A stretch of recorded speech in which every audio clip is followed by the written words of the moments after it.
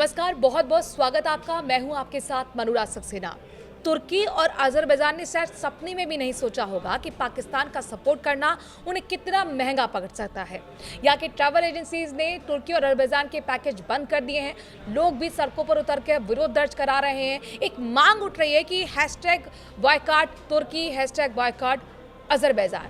अब ये जो हैशटैग ट्रेंडिंग चल रहा है, इसका असर कितना होने वाला है? क्या एक बड़ी चोट यहाँ पर न सिर्फ पर्यटन में बल्कि अलग अलग सेक्टर, चूँकि अपने दर्शकों को बता दें कि फल व्यापार भी वहाँ पर काफ़ी अच्छा रहा है, यानी कि सेब वहाँ से हम एक्सपोर्ट करते रहे हैं, ड्राई फ्रूट एक्सपोर्ट करते रहे हैं। किन किन सेक्टर्स में चोट पहुँच रही है? पिछले 2 दिन के अंदर कितना नुकसान हुआ है? आने वाले दिनों में कितनी आर्थिक चोट यहाँ पर पहुँचेगी?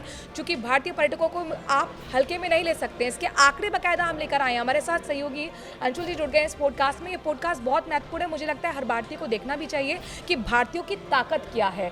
तो ये सबसे पहले तो सवाल मेरा बहुत ही एक अहम सवाल है और बारीक सवाल तो नहीं कहूँगी, लेकिन चूंकि मुझे लगता है कि भारतीय जानना चाहेगा, ये जो हैशटैग ट्रेंडिंग चलता है, बॉयकॉट चलता है, इसका कोई असर भी पड़ता है?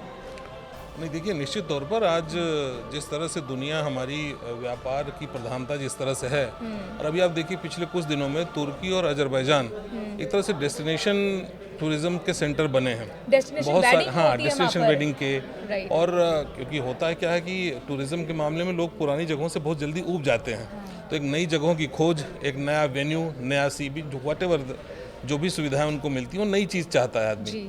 तो एक बड़े, आप देखिए कि पिछले अगर आप आंकड़े देखेंगे तो आप 2020-2019 की तुलना में 2024 में अजरबैजान जैसी जगह पे जाने वाले लोगों की संख्या में कई गुने का इजाफा हुआ है। हाँ, मैं कहीं पढ़ी थी कि वो शायद 3rd कंट्री है जहाँ पर सबसे ज़्यादा भारतीय जाता है। जी हाँ, बिल्कुल। तो अब आप इससे अंदाज़ा लगा सकती हैं कि एक औसत भारतीय, कोई भी एक टूरिस्ट कहीं किसी देश में जाता है तो उसका वहाँ पर रहना, खाना, घूमना, जो सारा कुछ खर्च होता है, अगर वो किसी डेस्टिनेशन वेडिंग के लिए जा रहा है तब तो और भी ज्यादा। हाँ, तो एक चाइनीज पर्यटक की तरह कंजूस नहीं है, मतलब आप खुलकर खर्च करते हैं। और जब शादी की बात आ जाए, वेडिंग डेस्टिनेशन की बात आ जाए, तो फिर तो हाँ, तो एक तरह से आप समझिए कि एक प्रति टूरिस्ट लाखों रुपए का, समझ लीजिए एक तरह से वहाँ पे ये एक तरह का वहाँ की आमदनी ही है जी।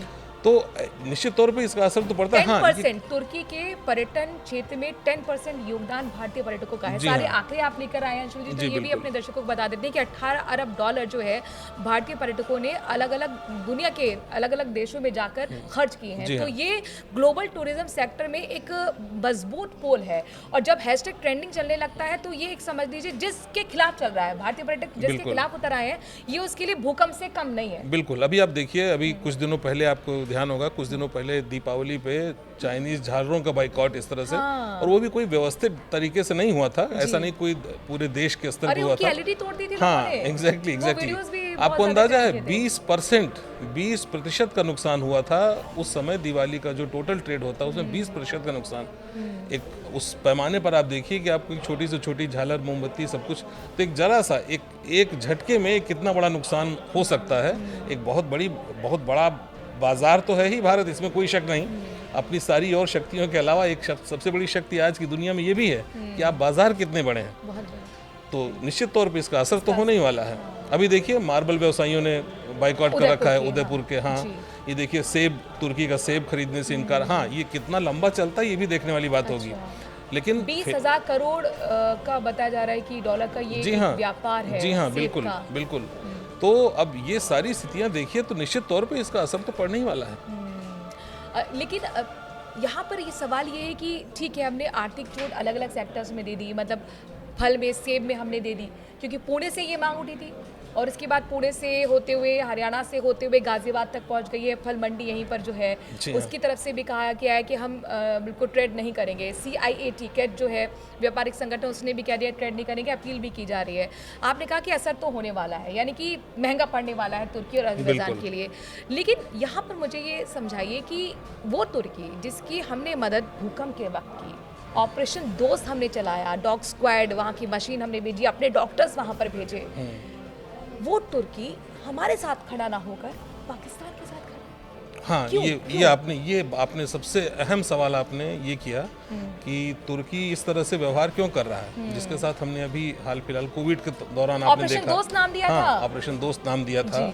और कितनी सहायता, भूकंप के अलावा कोविड के दौरान कितनी हमने उसकी सहायता की। बिल्कुल। लेकिन इसके बावजूद, अच्छा ये भी एक बड़ी मज़े की बात है कि जिस समय लगभग 1948 के आसपास जब पाकिस्तान अलग हुआ था, उस समय तुर्की भारत से इस तरह उसकी एक तरह से कहें दोस्ती थी, क्योंकि वो भी गुटनिरपेक्ष गुट में आता था और नेहरू के साथ उनकी बहुत अच्छे संबंध थे, ठीक ठाक संबंध थे। लेकिन कुछ दिनों के बाद ये देखा गया कि ये कोल्ड वार की कंडीशंस जब आई तो वो अमेरिका के साथ होने लगा। हालांकि बाद में अमेरिका के गुट से भी वो बाहर निकल आया, लेकिन फिलहाल अमेरिका के पास जाने से, और भारत तो गुटनिरपेक्ष अभी भी रह गया, वो उसने अपना स्टेटस मेंटेन किया। तो अच्छा, असल संबंध खराब होने शुरू हुए 74 से जी। जब ये साइप्रस पे अटैक हुआ, उसके बाद से संबंध हमारे खराब होने शुरू हुए और बाद में तो फिर एक सिलसिला ही चल पड़ा। और देखिए, अब आपको अगर हम एक थोड़े में अगर हम कहें तो एक कुछ पहला सबसे बड़ा कारण ये है कि तुर्की मुस्लिम देशों का रहनुमा बनने की ख्वाहिश पाल के रखता है। अच्छा। तो एक जाहिर सी बात है, एक स्वाभाविक मित्रता, मुस्लिम बहुल देश, सुन्नी प्रधान देश, और एक तुर्की के अंदर एक ख्वाहिश कि हमें अपने मुस्लिम देशों का एक रहनुमाई का हमको मौका मिले। लेकिन ऐसा सऊदी अरब तो नहीं हाँ, कर ये रहा ना, ईरान तो नहीं बिल्कुल कर ठीक रहा आप ना। कह रही हैं। ये देखिए, आपने एकदम सही पॉइंट आपने पकड़ा है। सऊदी अरब, यूनाइटेड अरब अमीराट्स, हाँ, ये इनके साथ क्या है कि इनकी अमेरिका से नज़दीकी जो है वो इनकी लोकप्रियता मुस्लिम देशों के बीच में होने में बाधा पड़ती है उससे। जी। तुर्की इस मामले में इस शर्त पे खरा उतरता है और ये इसकी लोकप्रियता जल्दी बढ़ती है। तो पाकिस्तान के साथ जो सबसे पहली नज़दीकी का एक वजह है वो ये बनती है। अच्छा, इसके अलावा आप देखें, पाकिस्तान अनकंडीशनल सपोर्ट करता है। अगर आप भौगोलिक स्थिति देखें तो अजरबैजान के पास और तुर्की के बीच में एक छोटी सी जगह पड़ती है, आर्मीनिया एक देश है। आर्मीनिया से अजरबैजान का विवाद है। एक इलाका है अजरबैजान के पास, नारगोन काराबाख। जी। नारगोन काराबाख को लेकर के वहाँ पे पहले आर्मीनियाई लोगों का एक तरह से प्रभुत्व था या शासन था कह लीजिए। उनके खिलाफ एक अच्छा खासा लंबे समय तक संघर्ष चला। अनकंडीशनल सपोर्ट है पाकिस्तान का इस पर। आर्मीनिया को आज तक इसने संप्रभु राष्ट्र की संज्ञा या यूं कहें मान्यता नहीं दी है पाकिस्तान ने, सिर्फ इस वजह से क्योंकि अजरबैजान का क्लोज एसोसिएट है तुर्की। जी। अब इन दोनों की मित्रता के कारण पाकिस्तान इतना कर रहा है कि उसने आज तक आर्मीनिया को संप्रभु राष्ट्र की मान्यता नहीं दी। तो आप ये समझ सकती हैं कि किस कदर इनकी दोस्ती का एक जो गांठ है वो कितनी मजबूत दोस्ती है इनकी। और आप ये देखिए कि दो स्थितियां और बनती हैं। अच्छा। जैसे ये जो अजरबैजान का इलाका है या जो तुर्की का जो पूरा इलाका है, एक कुर्दिस्तान की भी समस्या है। कुर्दिस्तान वर्कर्स कमेटी, इनका हमेशा जो विरोध रहता है, इस विरोध का भी एक तरह से अलगावाद का अगर आप देखें तो अलगावाद के मुद्दे पे भी पाकिस्तान का अनकंडीशनल सपोर्ट मिलता है तुर्की अजरबैजान दोनों को। तो ये सारी चीज़ें मिलाकर एक स्वाभाविक मित्रता बनती है जिसकी वजह से अनकंडीशनल सपोर्ट दोनों का एक दूसरे को मिल पा रहा है। लेकिन अपने दर्शकों की एक अपडेट देना भी ज़रूरी हो जाता है कि जो हम भी जिक्र कर रहे थे कि ये जो सोशल मीडिया पे हैशटैग ट्रेंड चलता है बॉयकॉट का, इसका क्या वाकई असर पड़ता है। तो आपने जैसे बताया कि भारत ज़ाहिर तौर पर एक बहुत बड़ा कंज्यूमर मार्केट है, तो कोई भी देश उससे पंगा लेना नहीं चाहता है, लेकिन इन दोनों देशों ने तो पंगा ले लिया और पर्यटन इनकी रीढ़ थी इनकी इकोनॉमी की। और मालदीव का एग्जांपल भी देना चाहिए, अपने हाँ, बिल्कुल आप ठीक कह रही हैं। मालदीव का क्या हाल हुआ था, और वो बहुत पुरानी बात नहीं है। निश्चित तो नहीं। अब देखिए, इसका असर तो अब से दिखाई पड़ना शुरू हो गया ना। एक अपील तो आ गई ना जी। एक सोशल मीडिया के थ्रू एक अपील तो आ रही है। अपील छोड़िए, अभी 250% बढ़ोतरी हुई है कैंसिलेशन में ट्रिप के, और लोग खुद आगे बढ़ के कर रहे हैं, और 50% कैंसिल हो भी गई है। हाँ। और 50% गिरावट दर्ज की जा रही है कि वहाँ से मतलब हमें फल नहीं खरीदने और इसी गिरावट को देखते हुए आप देखिए कि तुर्की की जो पर्यटन इंडस्ट्री है वो अपील जारी कर रही है पर्यटकों से कि कृपया हमारा बहिष्कार न करें, आप आए। तो ऐसा नहीं कि वो, हाँ, ऐसा नहीं कि वो अवेयर नहीं है, एहसास है हमारी ताकत का। लेकिन देखिए ऐसा होता है ना कि जो एक अंतर्राष्ट्रीय स्तर पर जब दो राष्ट्रों के बीच की कोई चीज़ होती है तो वहाँ पे ये सारी चीज़ें इनके रास्ते निकाले जाते हैं। कूटनीति, राजनीति, देखिए दोनों, आप व्यापार ऐसी चीज़ है जिसमें नफ़ा नुकसान दोनों तरफ का रहता है। हालांकि यहाँ पर चूंकि पर्यटन इंडस्ट्री ऐसी नहीं जिसमें हमारा कुछ लेन देन का ऐसा संबंध हो जहाँ पे हमारा भी कुछ नुकसान होने वाला है, लेकिन ये चलती कितने दिनों तक ये चीज़ है। तो ये मान के चला जाता है कि चलो थोड़े दिन तक ये अभी तात्कालिक गुस्सा है, फिर शांत हो जाएगा। थोड़ा सा मेमोरी लोगों की इतनी ज़्यादा दिनों तक उनको ये साथ नहीं देती को बहिष्कार करके रहें।